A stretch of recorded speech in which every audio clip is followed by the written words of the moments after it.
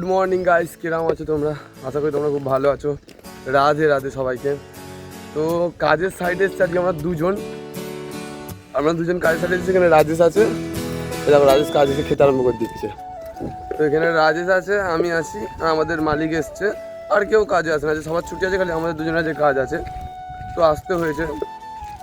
তো কাজে কিন্তু এখনো কাজ পর্যন্ত কাজে লাগিনি, কেন সেটা দেখো তোমরা। তো আজকে আমাদের রুমে রান্না হয়নি, ওই কারণে না খেয়ে কাজে আসতে চান, না খেয়ে কাজ করা অসম্ভব ব্যাপার।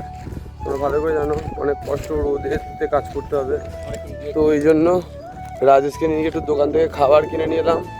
এটাই আজকে আমাদের দুপুরে খেতে হবে, কারণ দুপুরের লাঞ্চও আনা হয়নি, রান্না হয়নি যেহেতু, ওই কারণে দুপুরের লাঞ্চও আনা হয় না, যে দুপুরে খাবারটা খাবো। তো তোমরা বুঝতে পারলে, খাওয়া দাওয়া না করে কাজে এসেছি, খাবার কিনে নিয়ে যাচ্ছি। আর ব্যাপার কি, বাইরে কাজে এলে তুমি খাওয়া দাওয়া নাও পেতে পারো, এমনকি তোমার চোখের ঘুমটাও চলে যেতে পারে।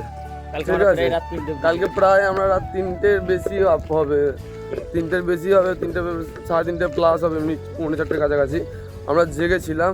ফের সকালবেলা 7টার সময় উঠে আমি কাজে এসেছি, বুঝেছি। কারণ এত অতিরিক্ত মশা ছাড়পোকা তোমরা জানো, গরমও জানো, ওই কারণে ঘুমাতে পারিনি। আর দ্বিতীয়ত কথা, আজকে সকালে ফের উঠে কাজে আসতে হবে অনেক কষ্টে। বাইরে কাজ হলে কিচ্ছু দেখবে না, তুমি খেয়েছো কি তোমার শরীর ঠিক আছে, সব কিছু দেখে না।